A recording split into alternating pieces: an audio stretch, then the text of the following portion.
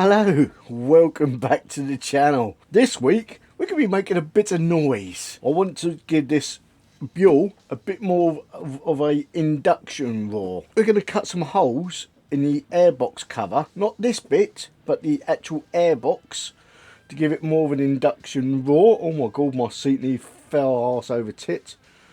Yes, there are going to be people saying, oh, you're going to be losing loads of power, blah, blah, blah. It's not built for that. It's not built for this. And we'll only find out, won't we? But the whole point is I want to try and give it more of an induction roar. If you're from the modified car scene, you'll know what I'm on about. The induction roar. That's... Oh! So yes, I've done this to my, not necessarily airboxes. In fact, I did. I think I've done it to a Jag once. I didn't notice any difference in power. I'm not going to go overzealous and make 6 million holes in it, but just enough to give it more of an induction roar. Then we'll do a little modification to my newly wrapped tank, which I'll leave a link to up in the corner just there if you want to go and watch it. So let's whip this cover off. Then we'll get the airbox off and then we'll decide where we're going to be doing some cutting and making some holes. In fact, what I should have done first was I should have done a test. So the test, let's put that near my mouth. So the test is we're going to see if there's any difference as well.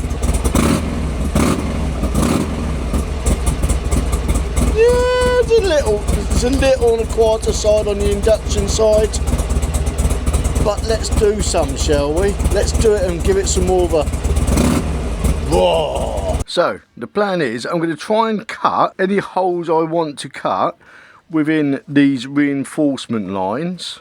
As I said, I'm not going to go overzealous. So what we're going to do, we're going to cut within these lines. So obviously that's where it's finished as well. I'm going to get my little cutter. I've got my little multi-tool out as well, and my drill with my steps drill bits on it. I'll be back in a tick, but whilst you're waiting for me, go and make yourself a nice cup of Rosie Lee or cup of coffee, caffeinated beverage. Adam the Root,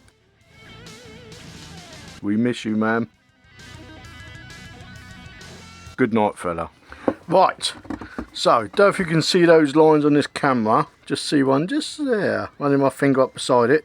I'm going to drill some holes. I'm going to get my little cutter and I'm going to cut where those holes are and along there a bit. That's on the side. I'm probably going to go in there as well a few times and maybe along there, and the same along this side as well. But I will definitely not be drilling any holes in there, because the air filter sits on the outside of this, and this will go straight into the engine, into the inlet, and we don't want to be having crap getting into the engine as such, and into the fueling system, and then good night Buell engine. So we'll get my slightly flexible ruler, go from corner to corner. Let's do it 5 there, so let's do it 5, 10, 7.5. Be roughly there. Then we'll do this again for all the holes I want to cut into, and there. Some of these are slightly different because they're more of a diamond as they come around here. And let's do that there. I did say I wasn't going to drill loads of holes, didn't I? But by the looks of it, I might well be. As said,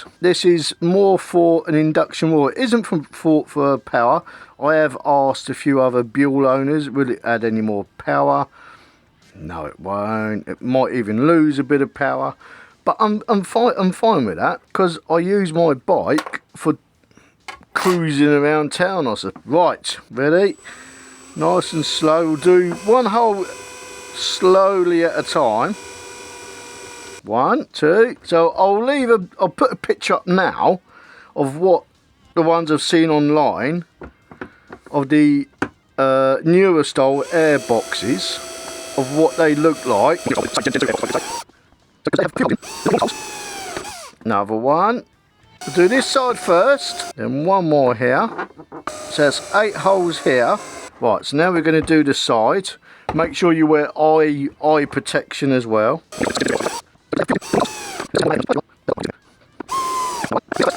Right, let's go a couple more steps higher.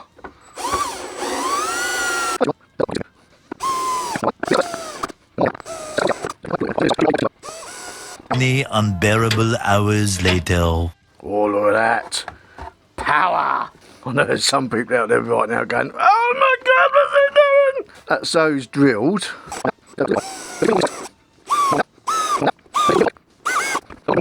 So those are now done as well. Right.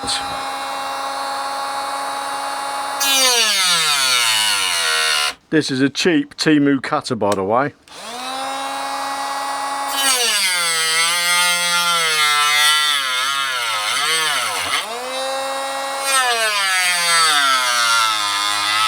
As you can tell, it can't even cut bloody plastic.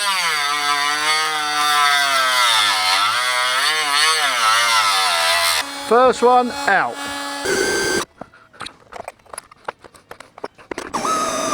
There we go. Let's tidy that lot up. Let's tidy it all up. Then we'll do this side here. Right, so little Power Craft combination tool.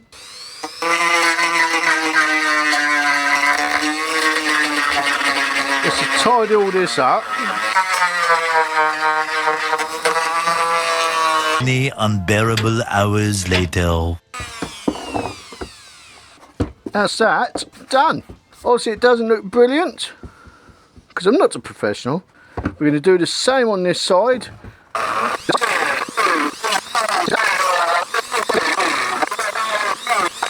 Right, so there we go. That's all those holes drilled. We're going to get onto the side. Now, I won't bother recording this bit because you saw me do it that side. But I did make some little modifications to the top. Looks a bit scruffy, but I can tidy that up. But also you're not going to see it because it's going to have the Airbox cover on it. So you won't see it. It's all about noise. There we go. All holes are now drilled.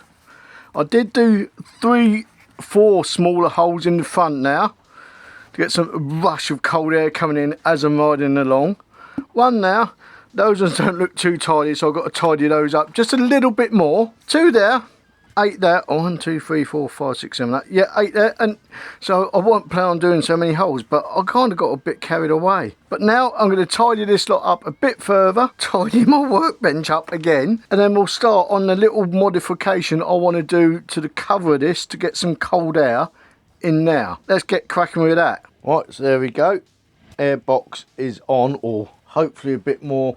Yeah, plenty of airflow through. I have seen some people cut away this whole entire section around the back here. Don't know if I want to do that really, but I'll keep that like that for now, and I'll try and tidy those up. Maybe try and get some more sort of, not grinding discs, but sanding discs, and get those tidied up. So let's get on to the actual Airbox cover now, the little bits around the front. Right, so I've cut this little piece of mesh to a rough size and shape. We're going to get some masking tape now. Put that in there. Let's get the masking tape on now. That one just out. Happy days. Let's make some measurements. So between that edge and the middle of that is about 6 centimetres. That one's slightly different. That's about 6 1/4. Between those two edges is 7 centimetres exactly, or 70 mil. So let's go 3.5 centimetres from that corner. Let's have a look.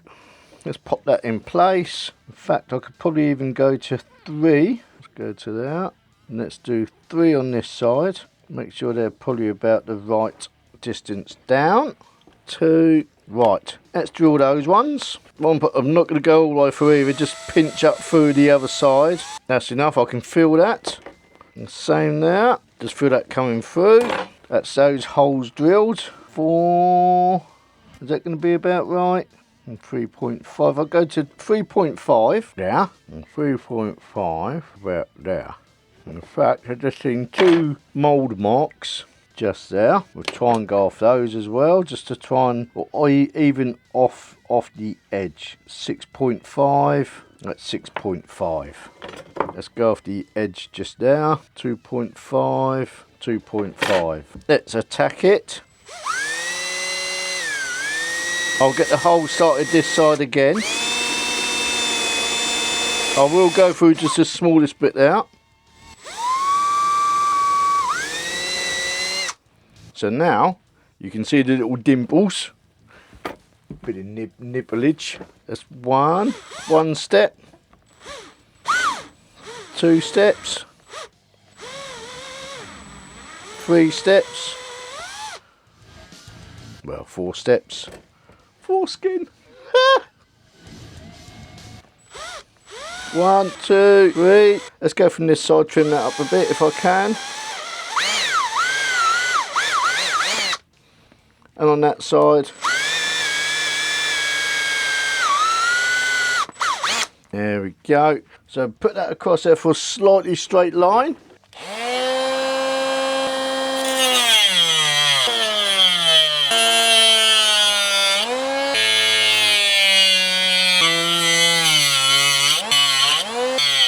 Get my little Dremel or multi-tool thing on that.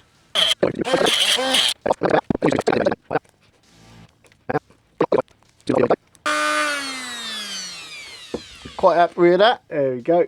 That's turned it a bit neater. Let's pop that just in place there. Let's get a bit of glue. I'm going to use some Gorilla Contact adhesive. I'm going to blow this off first as well to make sure there's no crud on there to stop it from sticking.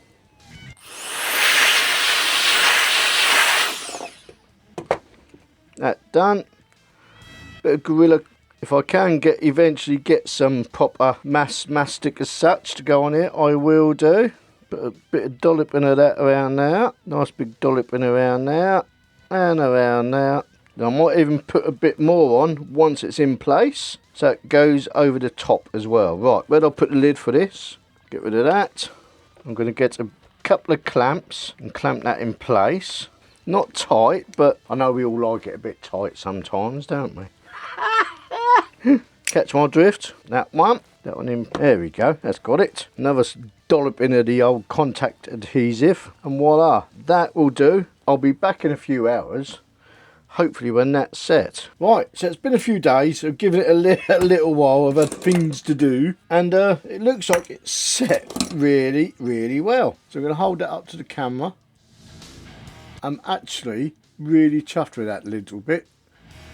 Actually really chuffed. I might try and get those little marks out where the clamps have been. Oh no, it's just glue. Happy days. Just bits of glue, so I'm going to scrape those off. But I'll do that after we've chucked it back in the tank. I'm going to give this a little bit of a glue up around here as well. Where's my glue? Put a couple little dollops on this around here. Worried about going on the vinyl wrap too much. As said, the vinyl wrap is only a temporary thing until I can get the money to get hold of a proper carbon fibre airbox cover. So let's pop this back on. I'm going to hold it down in place with some of this duct tape that I had on there all before, just to help it hold in place. Though the glue will probably do a cracking job. I want to make sure. Yes, it doesn't look tidy, but you're not going to see it. That is that held in place. I'm going to chuck this on the bike now, get the bike warmed up, and we'll go from there. Right, so I'm recording this bit from my phone, and there we go. There it is in place. By the looks I've zoomed in quite far, I can see the trim marks now, but that's only because I've zoomed in. So yes, more cold air will get through there into the airbox area, but because this mesh is in place, it will stop large items going through and straight into the carburetor. Well, not carburetors, the injectors, but remember we've got that bit in the middle. So now I'm going to get this tightened up, but whilst I'm doing that, I'm going to let the bike run, get it up to heat so we can see if there's any difference in the induction sound. So let's give it a try, shall we? I'm having to hold the microphone up to my face. Yeah, let's give it a try.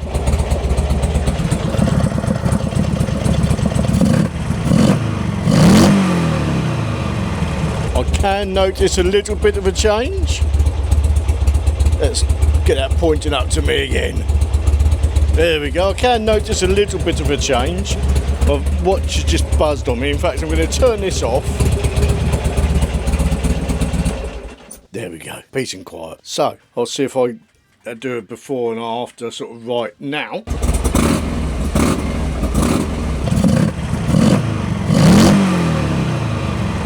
So we are done. Annoyingly, I did find my Dremel type machine which has got all my cutting discs in, so I could have had a much more sort of, which is a bit annoying, because I could have done with those to make those cuts in there a bit neater. It's something I can do on another day, at another date, but I've got a bit more induction noise on there, and yeah, quite happy with it. We'll soon see if it makes any difference in the power, because apparently it's meant to sap some power, as long as it doesn't run too lean. I don't mind it running a bit rich. If I have to get it remapped, I'm sure I can find someone, but it's got the race ECU on. Quite happy with that. I know there's going to be some people out there as well going, oh, you just completely ruined it. Oh. Not really, because I could buy another one. I could buy another sort of airbox for 50 quid and chuck that back on there. All the modifications I'm doing to my Buell are stuff that can be easily reversed. It's not as if I'm cutting the frame or the subframe or the swing arm or anything like that. It's all stuff that can be easily reversed nice and quickly. Anyway, to all the haters out there, keep hating. To all the lovers out there, keep loving. Hey, you guys! I'll see you all again next week. There'll be a video here. Subscribe here. Adios amigos. Buenos noches. Goodbye. That's all, folks.